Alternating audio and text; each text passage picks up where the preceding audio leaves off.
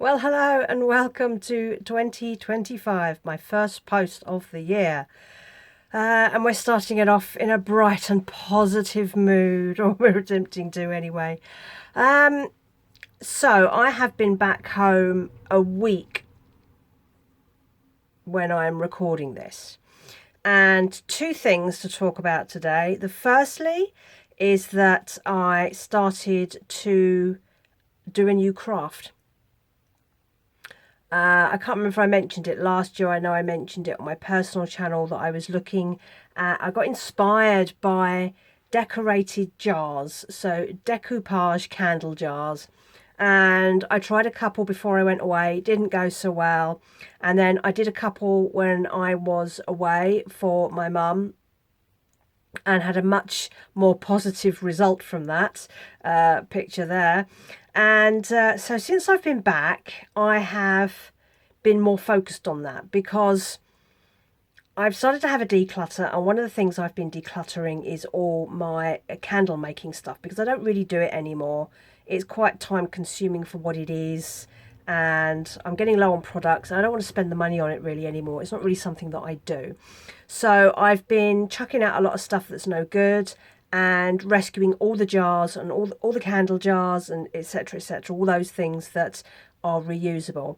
And I also have somebody who gives me their coffee jars, and I haven't got any to hand at the moment. They come in two sizes, so you can get a size that's about that, and then there's a big one, and they've got lids on, and they make great candle jars. And I thought, if I'm going to get a regular, if slow, supply of these, why don't I use them? Why don't I make these decorated candle jars and try and sell a few?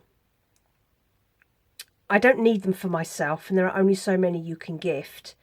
And I want to increase my business income because this will, it'll kind of fit with what I do as a business. It'll fit with the home decor section. So it'll fit with the coasters that I do. And I shall blend some of that design into these. So I had a go. I started putting out jars. They're all different. They're all unusual. They all have different purposes. So everything, like most of what I do, is a one-off. So I went into town and I had a look for cheap napkins, like table napkins, serviettes, decorated ones that I thought would do the job. There's not very much around that I think is suitable. But I did pick up a couple of designs. I got one from Poundland, which is really cheap, and then another one in Morrison's. Those will last me quite a while because the packs are quite big. They're too big for what I need, but they could be useful. And what I've also done is I went on to Etsy and eBay and I had a look for small selection supplies of napkins. Didn't really find any within the price, for like a selection of 3 or 4 napkins. I could buy a whole pack in the supermarket. But I did find some people who are printing A3 sheets much cheaper. So I wanted to do things that were different. So a lot of the candle jars you see, they're nature scenes, they're flowers, they're butterflies, all the usual stuff. And I have started out doing some of those, but I wanted to do something that's going to be a bit more quirky. So I've bought 3 designs which are a bit different. So I'm going to see how they go. And when I've made some of those, I'll show you because I'm still waiting for those supplies to arrive because I bought them off of eBay. But I wanted to show you the 2 jars that I've done today. So one was a ridged jar, and this is one of the napkins that some of the napkins that I bought, and this jar has ridges all the way around it, so the ridges show up. It's this really gorgeous, you can see that.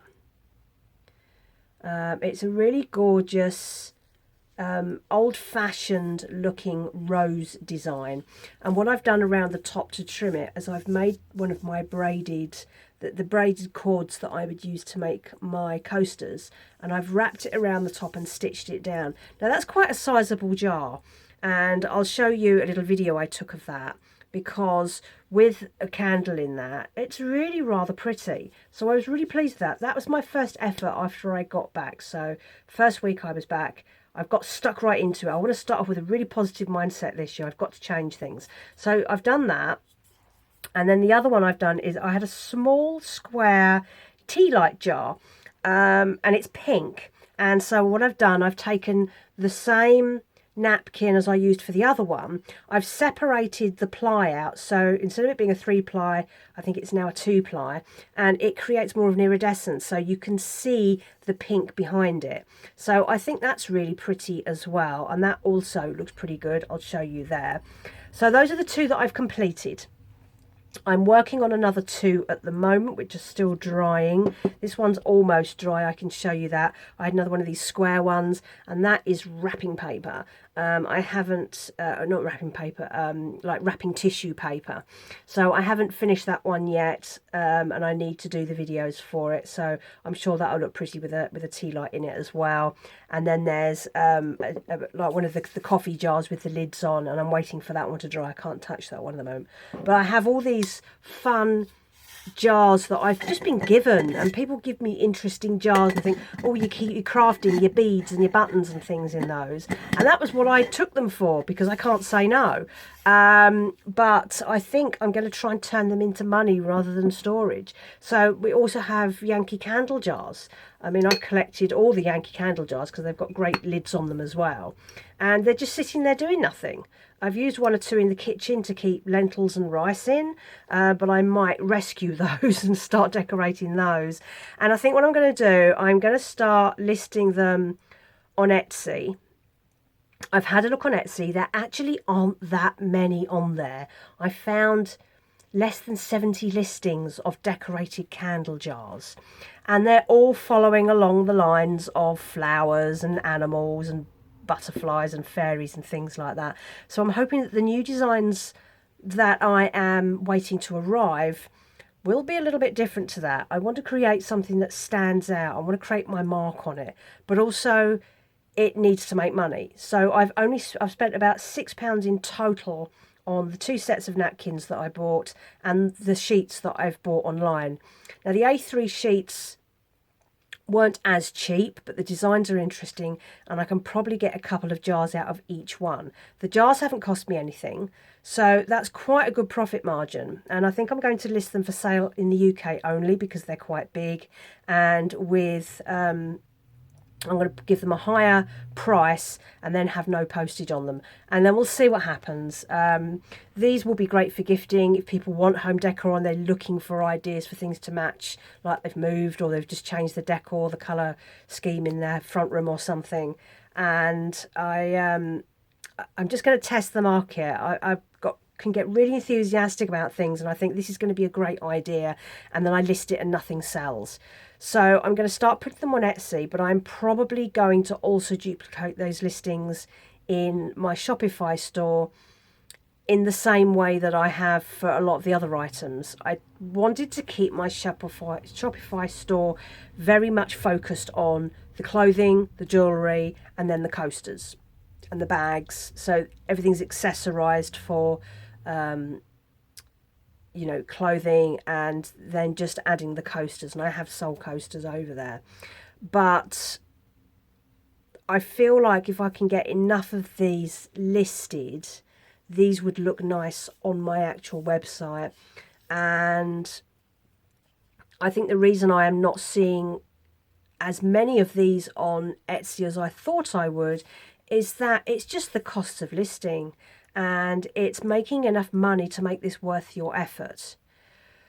Etsy fees are high. I think that people are probably struggling to sell stuff, and other people are struggling to afford to buy stuff. That, of course, leads into my second thing I want to talk about today. So I can't remember if I mentioned it on this channel before I went, but I've mentioned it on the other one. Somebody mentioned on one of my videos that if I was going to make a success of my business, I needed to stop with my scarcity mindset. And that really relates to how I feel about being a business somewhere where I think nobody has any money to buy stuff. And I know it's not true. And I did write a blog about this on my WordPress site, which I will link in the show notes, because I know people who have money. I know people for whom the cost of living crisis is something that just happens to other people. They are not being affected by it. They have money not because they have really good jobs. They are predominantly retired people, but they're the sort of people that this sort of thing will sell to because they can afford to gift comfortably for friends and relatives and not panic about it because they like to have nice things. And I've been thinking a lot about this. So this kind of dawned on me when that comment was made before I went away for Christmas. So I've spent quite a lot of time while I've been away just thinking about it and being in the environment of people that have money and thinking, you know what, these are the people I need to target. I need to find a way to specifically find the people that do have the money and would be interested in this sort of thing. I haven't worked out how to do that yet. I am going to presume that they shop online like everybody else, and that if I publicise this through my YouTube, through my Instagram, I've got to get better at doing Instagram this year. I'm going to try my hardest, and all the other places that I generally use, that I will be found enough. Now, this is not a limitless supply. These will be made as and when. So it's going to be very much a when it's gone, it's gone. So I don't know whether I will run out of them. I've never run out of anything limited edition before because there's never been a rush for it. But if I can just expand on the range of things I do without drifting so far away from what I do, and create things that have minimal outgoing for me so that I can basically maximize the profit so that it's worth my effort, because I still have to keep the prices down. Now, a jar like this on Etsy looks like it sells for anything between 12 and 17 pounds. That, of course, is with free post and packing. So you're going to lose £4 or £5 packing that properly. But some of the postage that I use with the parcels, particularly in the UK, is quite competitive. So I'm hoping that if I list something like that for, say, £12 and it includes the postage, that it's not going to impact the profit margin too much. We'll just have to see. This is all a learning curve. This is me starting 2025 positively. I've got stuck right into a craft first off. A craft that is new, that is something that is helping me to expand what I do. It's decluttering my own home. It's not costing me a fortune, which is a risk when you don't know how something's going to do. If I can sell a few of these, and let's say I'm only making a few a month, then if I can have a nice tick over, I don't want to end with a box load of unsold stuff, because that's what I'm dealing with everything else at the moment. And I just need to research more into how I am going to find these people. Where is the money? It's out there. This is the sort of thing that if in an affluent high street you could put in a shop. I can't afford to have a shop in an affluent high street or any high street whatsoever. I can't afford to even have a pop-up shop or a market stall. They cost a lot for what you are likely to make, and I've done them before, and you know, it's a waste of time. It is a waste of money, because if you have a stall, let's say you spent £50 on that stall for the day, you've got to make 50 quid before you even make a profit. And then there's the entire day that you spent doing it, packing your car, getting your car there, unpacking, setting up your table, unpacking it, getting it home again. It's an enormous amount of effort for what may be just a few pounds worth of profit. I have done them before and I wouldn't do them again. And the prices of market stalls really went up last year. There's a company that does like market events, so you can go along and set up a table and whatever, but you have to hire things like gazebos and stuff, and I don't have any of those sorts of resources, and it was a lot of money. And I looked at the one that was literally, there was one at the end of my road in my town, and I've been there and I've had a look round and I've observed how they work, and the footfall was dreadful, absolutely dreadful. It was not going to be worth it. I'm not going to presume. I know that for some people these things really, really work.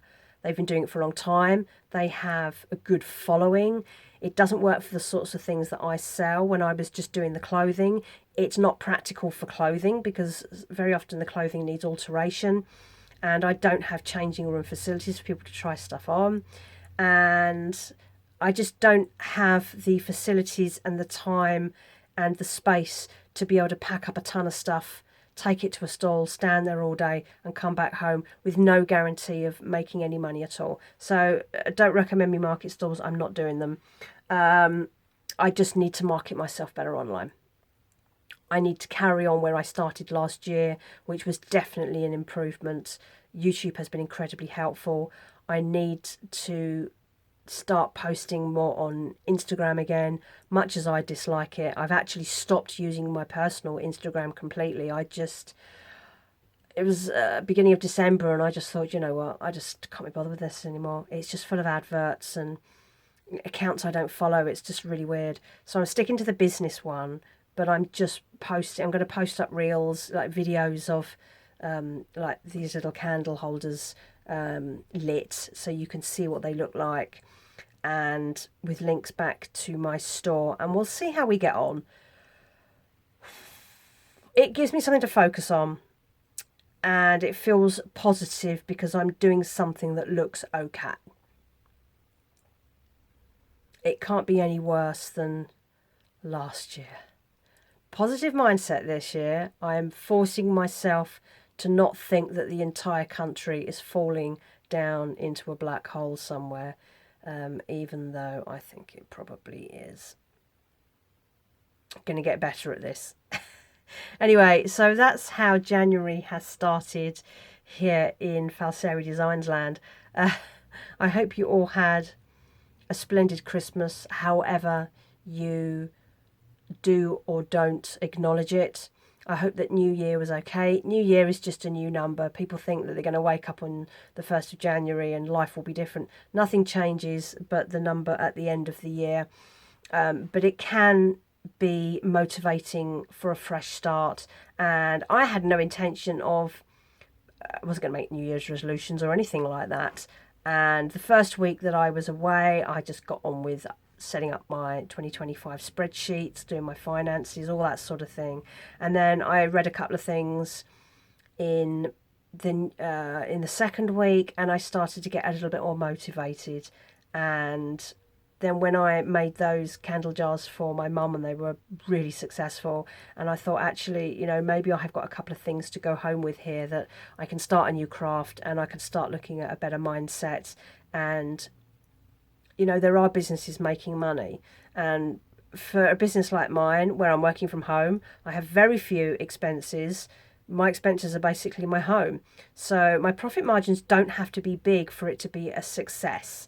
This must be doable, even on a single income. It's got to be doable. So that's where we are. I am going to make a separate video of me decorating these first two jars so you can see how I do it.